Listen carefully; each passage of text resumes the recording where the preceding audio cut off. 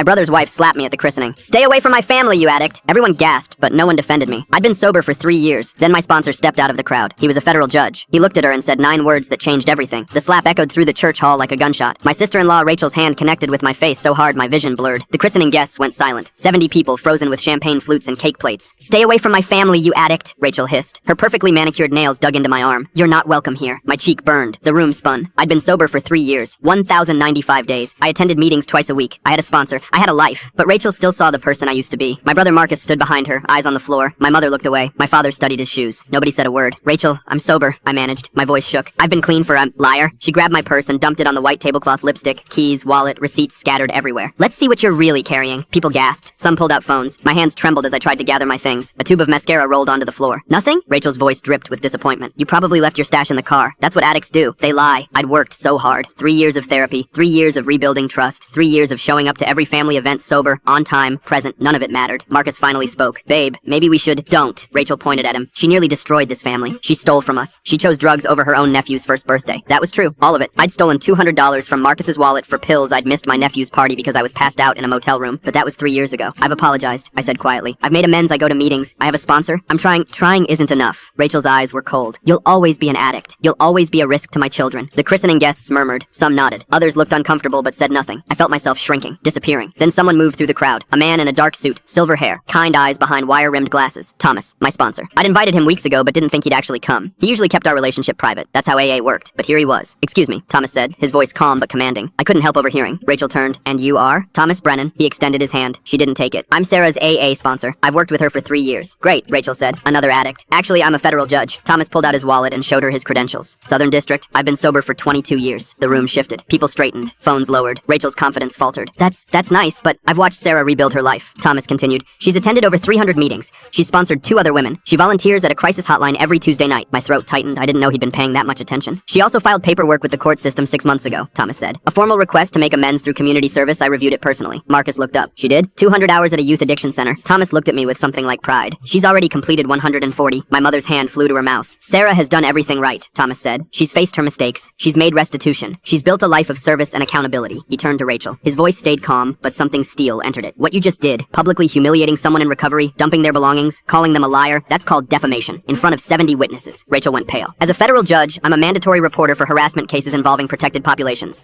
People in recovery are protected under the Americans with Disabilities Act. Thomas pulled out his phone. I've just documented this incident. If Sarah chooses to press charges, I'll provide a sworn statement as a witness. The room was dead silent. You have 9 words to say to her, Thomas said, looking directly at Rachel. His voice dropped to something quiet and dangerous, and I suggest you choose them very carefully. Full story on the channel linked below.